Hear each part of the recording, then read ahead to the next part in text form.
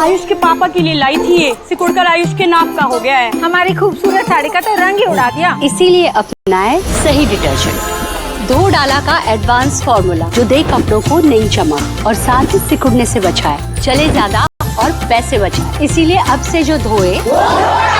ठीक है रतन शारदा जी, ह्यूमिलिएशन की बात कौन कर रहा है? जिसके मुल्क के 2 टुकड़े भारतीय सेनाओं ने कर दिए, वो आज ह्यूमिलिएशन की बात कर रहा है। लाहौर कराची तक भारतीय सैनिक, अभी गूगल करिए, फोटो मिल जाएगी, वो ह्यूमिलिएशन की बात कर रहा है। करगिल में हमने मारकर खदेड़ दिया, वो ह्यूमिलिएशन की बातचीत कर रहा है। ये तो अभी मुकीम साहब ने बात की, वो तो नहीं आना चाह रहे थे उस तरफ, उन्होंने बहुत अच्छी बात की, अच्छा स्टार्ट लिया, लेकिन आपको रास ही नहीं आता। अच्छा। एक अच्छा जेस्चर उन्होंने शो किया मुकीम साहब ने, अच्छा। बड़ी बैलेंस बात की, आपको अप्रिशिएट करना चाहिए था। अच्छा। लेकिन क्योंकि आपकी नौकरी खतरे में पड़ जाती। अरे भैया मेरी नौकरी की काहे चिंता कर रहे हैं? ओ भाई मुझे अब्दुल समद याकूब, आप अपनी नेतागिरी आर्मी से कैसे बचे रहेंगे, आप उसकी चिंता करिए सर, कि उतना बोलिए कि आर्मी आपको कुछ कहे नहीं। मेरी नौकरी की चिंता मत करिए, और कम से कम कोई पाकिस्तान का आदमी तो ना करे। रतन शारदा जी, मैं आ रहा हूं, ब्रिगेडियर वकार आपके पास भी आ रहा हूं। जिस देश के अंदर, जिस मुल्क ने जितनी बार भारत से दोस्ती की कोशिश की, उसके सारे प्रधान मारे गए, फांसी चढ़ गया, गोली से उड़ा दी गए, जेल में है। पीटीआई वाले बैठे हैं, उनका खुद जो चीफ है वो जेल में सड़ रहा है, क्योंकि वो मिलिट्री की बात नहीं मानता, और पाकिस्तान मिलिट्री के हाथ में आपको मानना पड़ेगा। अब बात करते हैं कि भारत और चीन की बात, देखिए बातचीत बराबरी वाला में होती है। पाकिस्तान तो गुलाम देश है चीन का, जमीन गिरवी रख के उसने चीन से दोस्ती की है, न केवल खुद की जमीन गिरवी रखी है, भारत से कब्जा की जमीन भी गिरवी रखी है। तो जो अपने एसेट्स गिरवी रखता है, कभी अमेरिका के पास, कभी चीन के पास, तो उस व्यक्ति को तो सामने उस लेवल का है नहीं कि भारत उससे बात करे। पहली बात तो ये है। जहां तक बात अर्थव्यवस्था की, भारत आज टॉप की अर्थव्यवस्था है, पाकिस्तान का है दिवालिया हो रहा है, छोटे छोटे अमाउंट के लिए जगह जगह दर दर जाके पैसे इकट्ठे करता है। तो इसलिए जो भी चीन और भारत की बात रही, जहां चीन का सवाल है, 2020 में जो उसने गलती की, कई साल उसकी आंखों में आंख डाल के देखने, उससे आंखें झुकाई और सारे इलाके खाली किए। तो ये तो बात ही हमारे साथ है। पाकिस्तान तो खैर हर बार जब उंगली उठाना चाहता है हिंदुस्तान की ओर, उसकी उंगली तोड़ दी जाती है, उसको चोट की जाती है। तो वास्तव में जो बहस हो रही है, बराबरी की बहस नहीं है, ये बहस कोई माकूल मैंने भी नहीं रखती, क्योंकि पाकिस्तान एक 3rd ग्रेड टेररिस्ट स्टेट है, जो वहां एपी सेंटर टेररिज्म का, वो केवल अपनी जमीनें और अपनी जायदाद गिरवी रख के कभी चीन से कुछ मांगता, कि अमेरिका से कुछ मांगता है। मैं आपको रोक रहा हूं सर, जरा 1 मिनट समय दीजिए, मैं आपको रोक रहा हूं। रतन जी 1 मिनट, आपकी एक बात से मुझे कुछ ध्यान आ गया, आपकी एक बात से मुझे एक सवाल ध्यान आ गया। याकूब भाई एक बात बताइए, आपने कहा हाफिज सईद कन्विक्टेड है जेल में, जेल में तो आपके पार्टी के नेता भी इमरान खान, यानी इमरान खान हाफिज सईद है।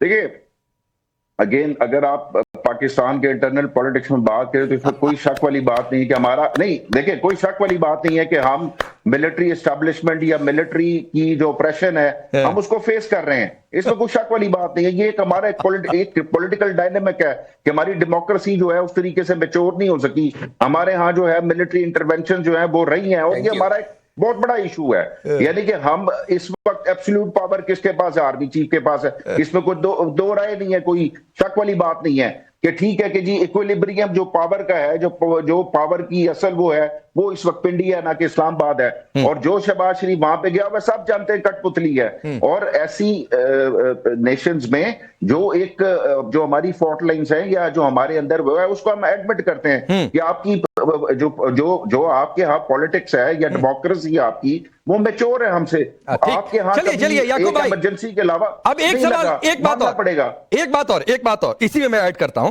चलिए आपने कुछ सच्चाई तो स्वीकार की, कुछ सच्चाई आपने एक्सेप्ट की, जिसे पिछले दिनों में मुकीम अहमद और ब्रिगेडियर वकार यहां पर बैठकर खारिज करते रहे हैं। लेकिन एक सवाल और आपसे है, पिछले दिनों संभवतः आप जानकारी दुरुस्त करिएगा कि इमरान खान के परिवार के लोग उनसे मिलने जेल में गए थे, और उस दौरान सोशल मीडिया पर लिखा गया उनके हवाले से कि आसिम मुनीर सत्ता का भूखा, आसिम मुनीर मुल्क में सबसे खराब प्रकार की तानाशाही चला रहे हैं। यह कहा गया ना सर? बिल्कुल कहा गया, बिल्कुल कहा गया। तो आप बताइए दो मुहा साहब किसको कहें? आप बताइए साहब किसको कहें? आसिम मुनीर को कहें कि ना कहें? नहीं, अगर आसिम मुनीर और इमरान खान की एक ग्रज एक फाइट चल रही है जो कि ओपन है, कोई लगी छुपी नहीं है, तो मैं अपने ओपोनेंट के बारे में क्या कहूंगा? अच्छे अल्फाज कहूंगा। आप अगर पाकिस्तान को साफ कह सकते हैं क्योंकि आपको पाकिस्तान से तकलीफ है, तो अगर इमरान खान को नहीं पाकिस्तान से तकलीफ मतलब जो आपके पाकिस्तान के ये सो कॉल्ड हुक्मरान, सो कॉल्ड जनरल्स जो आपके खुद का मुल्क का बेड़ा गर्क कर रहे हैं, मुझे उनसे तकलीफ है। आप समझिए इस बात को याकूब। कितने लोगों ने अपनी जेबें भरी हैं, आपके मुल्क में कितने लोगों पर करप्शन के कितने चार्जेस, किसको पोस्ट छोड़नी पड़ी, कितने जनरलों के फॉरेन कंट्रीज में जाकर कोठियां बनी हुई हैं, ये आप मुझसे बेहतर जानते हैं। बिल्कुल जानता हूं, और मैं शायद आपसे ज्यादा बात करता हूं उसके ऊपर। देखिए, मैंने आपसे ये कहा कि हमारी यहाँ जो कुछ फॉल्ट लाइन है, हमारी डेमोक्रेसी जिस तरीके से मैच्योर नहीं हो सकी, वो चीजें वो मैं एडमिट कर रहा हूं। ठीक, वो मैं एडमिट कर रहा हूं कि भाई ये है, और वक्त आएगा कि जब ये चीजें भी सब मैच्योर होंगी। ठीक है, ठीक है, ठीक है। लेकिन ये बड़ी हास्यास्पद बात है कि याकूब मान रहे हैं कि हमारी डेमोक्रेसी उनसे ज्यादा मैच्योर है, उसके बावजूद करें हमारी यहाँ की पॉलिटिकल फाइट को छोड़ दीजिए, लेकिन एक मैच्योर डेमोक्रेसी की पॉलिटिकल फाइट पर ये बोलेंगे। मैं आ रहा हूं रतन जी आपके पास, ये ब्रिगेडियर वकार से भी पूछ लूं। ब्रिगेडियर वकार, आपने सुना याकूब को? वो तो कह रहे हैं मुनीर का पूरा काला चिट्ठा एक तरीके से खोल दिया उन्होंने। जी, आई थिंक मैं टॉपिक पे रहना चाहूंगा। एक शेर है प्रवीण शाकिर का, वो कहीं भी गया लौटा तो मेरे पास आया, बस यही बात है अच्छी मेरे हर जाई की। ये आई थिंक शी जिनपिंग ने भी आज बोला जब मोदी साहब वहां पे गए, और सुना है कि डोनाल्ड ट्रंप जो है, उर्दू में बोला, हिंदी में बोला, आपने जो सुन लिया। मैं एक मिसाल दे रहा हूँ ना, थोड़ा सा लाइट मूड में बात कर रहा हूँ कि जरा बहुत गर्म बहस हो रही है।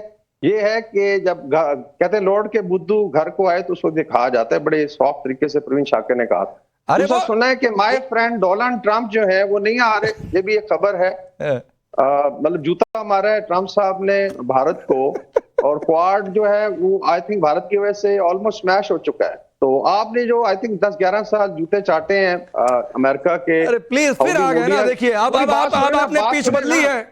ब्रिगेडियर वकार, याकूब जी की भाषा में आपने पिच बदली है, तो मैं पिच बदलूंगा। कौन जाकर कहां पर किसके जूते चाट रहा है, जाकर अपने आसिम मुनीर से पूछिए, जिन आसिम मुनीर का काला चिट्ठा यहां पर खोल दिया याकूब ने, कि क्या कर रहे हैं वहां पर बंद कमरे में। सुनिए सर, शहबाज शरीफ को जहां पर जाकर बैठकर लंच करना चाहिए था, वहां पर बैठकर आसिम मुनीर ने लंच किया, और आप हमें सिखा रहे हैं कि जूते कौन चाटता है।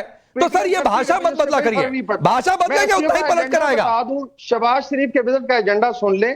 इट्स नॉट ओनली कि वो पुतिन साहब के साथ भी मिल रहे हैं, शी जिनपिंग के साथ, वो उस परेड जो शहबाज शरीफ को मिलना चाहिए नहीं किया गया, और अभी भी जो शहबाज शरीफ गए पुतली बनकर, पपेट बनकर। बहुत फर्क है ये, मतलब आप ट्रिवियलाइज करते हैं। देखें, SCO regional I think summit है जिसमें हर एक को जाना पड़ता है। मोदी साहब की भी मजबूरी थी, कोई खास ये नहीं, मतलब हर जब भी समिट होती है तो आपके हेड ऑफ स्टेट या गवर्नमेंट जाते हैं। बात यह है कि शहबाज शरीफ का एजेंडा देख लें, it is much heavier than Modi साहब का। क्या मोदी साहब परेड अटेंड करे बीजिंग में? अरे फिर वही बात है, शहबाज शरीफ का कोई एजेंडा ही नहीं है। शहबाज शरीफ का ब्रिगेडियर वकार कोई एजेंडा ही नहीं है सीओ में। अभी याकूब ने कहा कि हम वतन है, पीटीआई के नेता हैं, वो कह रहे हैं वो मुनीर का पपेट बनकर गए वहां पर। तो शहबाज शरीफ का अपना कोई एजेंडा नहीं है, आप इस बात को समझिए। और जो लंच पर आप इतरा रहे हैं, जिस लंच पर आप इतरा रहे हैं, उस लंच में शहबाज शरीफ को होना चाहिए था। लेकिन दिक्कत यह है कि मुल्कों को गिरवी रखना था, बलूचिस्तान का चूरन बेचना था, जो बलूचिस्तान पाकिस्तान से छिटक रहा है। तो शहबाज शरीफ जाते क्यों? क्योंकि शहबाज शरीफ जाते तो जाहिर सी बात है कुछ पॉलिटिकल बात करते, पॉलिटिकल डिप्लोमेटिक बात ही नहीं करनी थी, मुल्कों को गिरवी रखना था। आसिम मुनीर चले गए, वही है, फायदा कोई नहीं डिस्कशन। आपकी पोजीशन मोदी को वोट चोर कह रही है और अमित शाह को तड़ी पार कह रही है, तो भाई आप ब्रिगेडियर वकार, यही दिक्कत है भाई। अभी पीटीआई से मैंने सुनवा दिया, जरा याकूब को भी लाइए फ्रेम में, याकूब को भी लाइए फ्रेम में। जल रहा है। अरे अभी याकूब से मैंने सुनवाया कि इमरान खान ने क्या कहा आपके जनरल को, आपके फील्ड मार्शल को।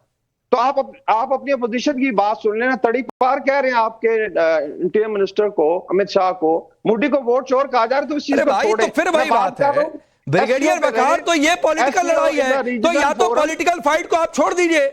मैं कह तो रहा हूं, या तो पॉलिटिकल फाइट को छोड़ दीजिए। पॉलिटिकल फाइट में स्लोगन दिए जाते हैं। इमरान खान को लेकर क्या क्या स्लोगन दिए गए, इमरान खान ने क्या क्या स्लोगन दिए, बिलावल ने आपके यहां पर नेताओं को क्या क्या कहा। आपके जो पिछला सदन चल रहा था उसमें क्या क्या कहा गया, किसके लिए? जीरो है, हाउस नंबर जीरो गॉड से क्या जमहूरियत? आरएसएस हमें बताएगी, मुझे रिस्पॉन्ड करने आरएसएस दीजिएगा। एक टेररिस्ट ऑर्गेनाइजेशन है, मुझे वो बताएगी रिस्पॉन्ड करने जमहूरियत दीजिएगा। क्या है। याकूब आता हूं, कर्नल यूएस राठौर पहले आप बोलिए, फिर याकूब आपके पास आता हूं। अपोजिशन की बात करनी है तो फिर भारत की तो मैं तो कर ही नहीं रहा था भाई, मैं तो कर ही नहीं रहा था अपोजिशन की बात। अच्छा पहले याकूब को बोलने दीजिए, समझ याकूब पहले बोलिए, पहले बोलिए, रुके ब्रिगेडियर वकार, सुनिए अपने एक हम पीटीआई।